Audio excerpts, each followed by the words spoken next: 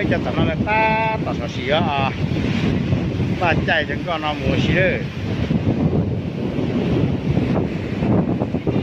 lúc đó nó ta phải ăn nó mua xì đấy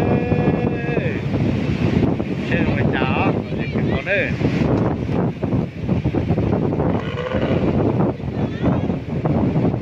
lúc đó đã ăn nó đấy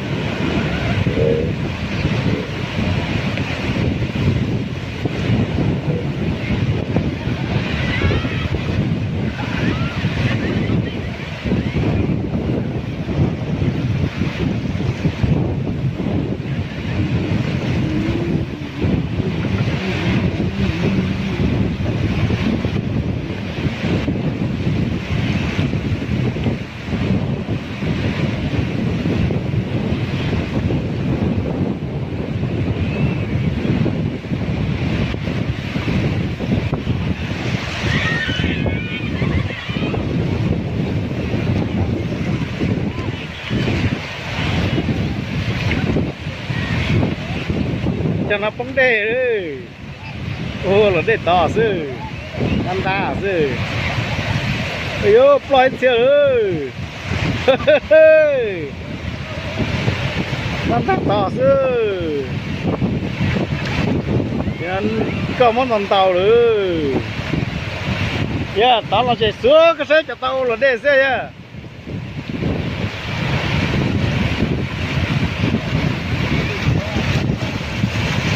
dạ đến chợ trong này à thế thì nó to cái xe cho to ra là chết chỉ lại hả vậy hả chết chỉ lại hả là chết hả sao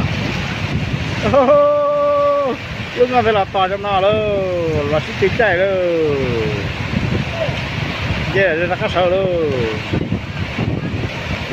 rồi lấy kênh cầu cái sao vậy là nó sợ luôn để phòng lọt kênh cầu vậy là nó sợ tao cái này là nó mù luôn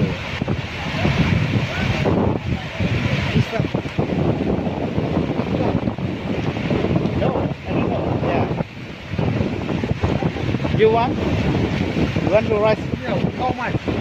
Oh, I don't know how much. You can go ask. You can go ask the owner. Yeah. 1, 2, 3, 4, 5 now, okay. Yeah.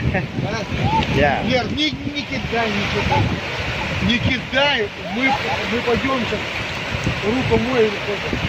Thế chẳng hạn như chị tàu lên đấy. Nhiều con nhân con nó sư có được khăn rắn kia lại như tao là sao sư có được khăn rắn kia lại đấy oh I don't know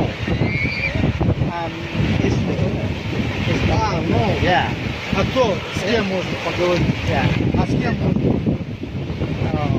I don't know yeah như tao là sao đấy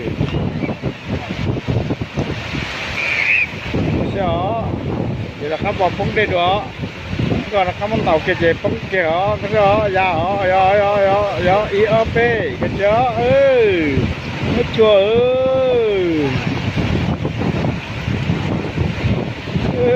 thấy hả